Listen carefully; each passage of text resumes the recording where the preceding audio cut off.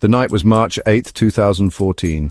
Kuala Lumpur International Airport, a hive of activity, but one flight stood out, Malaysia Airlines Flight 370, a Boeing 777-200ER, a magnificent machine. Ready for its journey. Its destination, Beijing, China, on board 227 passengers, 12 crew members, 239 souls in total. Many were Chinese nationals heading home, others Malaysians, tourists, business people, each with a story, each with a life. Unaware of the mystery that would soon engulf them, they settled in. The doors closed. The journey was about to begin. A routine flight, or so everyone believed. The engines roared, a powerful sound. The aircraft, registration 9MMRO, began its taxi. It moved towards the runway, cleared for takeoff. At 12:42 local time, it lifted into the dark Malaysian sky, smoothly, effortlessly, climbing. Reaching its cruising altitude of 35,000 feet, the lights of Kuala Lumpur shrinking below, the flight path was north-northeast, towards Vietnam. Everything appeared normal. Pilots Captain Zaharia Ahmad Shah and First Officer Farik Abdul Hamid were experienced. They knew this route. It was just another night flight, another journey across continents. Nothing suggested otherwise. The passengers would be expecting breakfast in Beijing. Inside the cockpit, the usual checks, communications with air traffic control, standard procedure. The plane flew steadily, crossing the Malaysian peninsula, heading out over the South China Sea.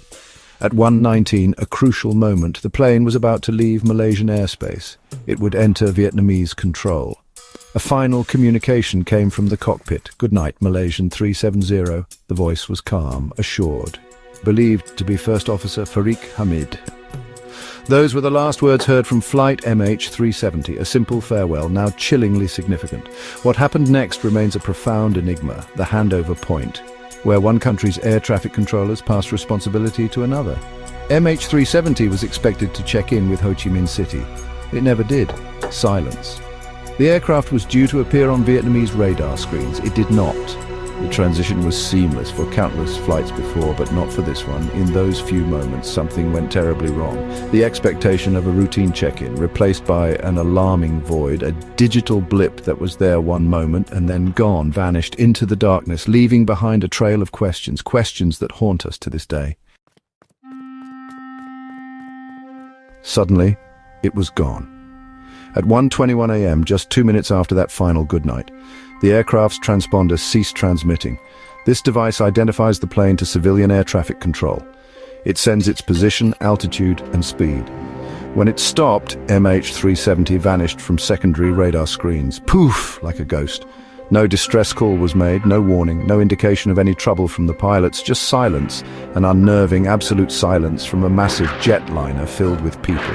Air traffic controllers in Malaysia and Vietnam were puzzled, then concerned, then alarmed. Where was Malaysian 370? The search for answers began, but military radar told a different, more disturbing story. Primary radar, which detects objects by bouncing radio waves off them, still saw something. It showed an aircraft turning sharply. Not just any turn, a deliberate deviation westward, back across the Malay Peninsula. This was not its scheduled flight path to Beijing. This was something else entirely, unplanned, unannounced, unauthorized.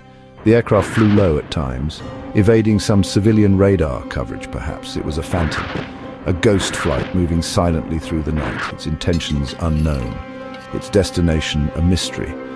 This was no ordinary disappearance. The unidentified aircraft continued its journey. It flew over the Strait of Malacca, past the island of Penang. Then it turned again, northwest towards the Andaman Sea. And then it seemed out into the vast expanse of the southern Indian Ocean. This new path was pieced together later, from military radar data and from faint electronic handshakes, pings between the aircraft and an Inmarsat satellite. These pings continued for hours, 7 of them. The last one received at 8:19 a.m. Malaysian time, long after the plane should have landed in Beijing, long after it ran out of its scheduled fuel. These satellite handshakes became crucial. They didn't give an exact location, but they allowed investigators to calculate 2 vast arcs. Possible flight paths, one to the north over Central Asia, one to the south over the remote southern Indian Ocean. The northern arc was quickly deemed less likely. It crossed heavily monitored airspace. Surely the plane would have been detected. So attention focused south. An immense, desolate stretch of ocean, one of the most remote places on Earth. If MH370 was there, finding it would be an almost impossible task. A daunting prospect, a search against all odds. The initial search began frantically in the South China Sea, where the plane was last seen on civilian radar. Malaysia and Vietnam led the efforts. Ships and aircraft scrambled, searching the waters, looking for any sign, debris, oil slicks, anything. But the sea yielded no clues. Confusion reigned, information was scarce and sometimes contradictory. Days turned into a week. The hope of finding survivors dwindled rapidly. For the families of those on board, it was an agonizing wait, glued to news reports, desperate for any information, any glimmer of hope. The uncertainty was a cruel torment. Then the bombshell. The military radar data, the satellite pings, the search area dramatically shifted, thousands of kilometers away. To the southern Indian Ocean, west of Australia, a new massive search zone. Australia took the lead in this new phase. Coordinating a multinational effort, ships from numerous countries joined. Planes scoured the ocean surface. Sophisticated underwater search equipment was deployed. Sonar, autonomous underwater vehicles. The world watched, holding its breath. Could they find it? In such a deep, treacherous part of the world, the challenges were immense, the scale unprecedented, the international response was significant. More than 24 countries offered assistance, resources poured in, expertise shared. It was a testament to global cooperation in the face of tragedy. Yet despite the effort, the advanced technology, the sheer human effort, nothing. The ocean remained stubbornly silent. Weeks turned into months, months into years. Each fruitless search day deepened the despair. For the families, the emotional toll was unbearable. Anger, frustration, grief, a roller coaster of emotions. They demanded answers, they deserved answers, but the ocean held its secrets tight. The families of the 239 people on board lived through an unimaginable nightmare. They gathered at hotels in Kuala Lumpur, in Beijing, waiting, praying, oscillating between fragile hope and crushing despair.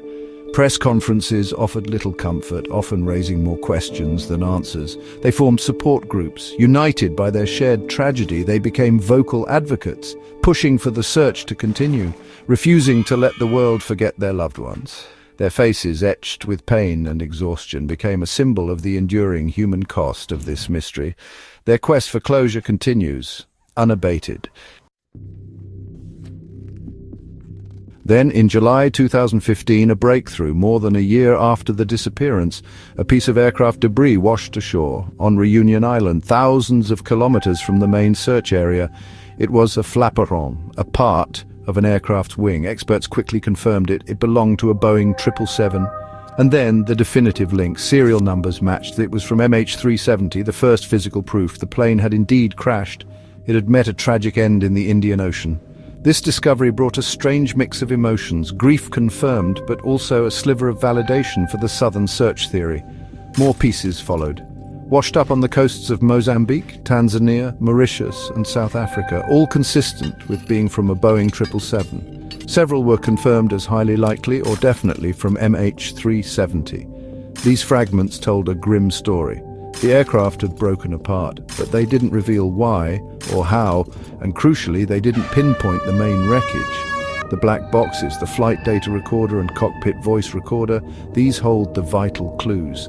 They remain undiscovered, lying somewhere in the deep, dark ocean. The official underwater search was eventually suspended in January 2017, a bitter blow. Numerous theories have emerged, trying to explain the inexplicable. Was it a hijacking? If so, by whom? And to what end? No credible claims of responsibility ever surfaced. Was it a catastrophic technical failure, a fire, sudden decompression? Possible. But why the deliberate turn, the long, silent flight? Then there's the deeply unsettling theory of pilot suicide. Captain Zahari Ahmad Shah came under intense scrutiny. Did he deliberately crash the plane? Some evidence, like flight simulator data, was suggestive, but nothing conclusive. It remains a theory, one among many, each more disturbing than the last. Today, more than a decade later, Malaysia Airlines Flight MH370 remains one of aviation's greatest unsolved mysteries. The official search may have ended, but the search for answers has not.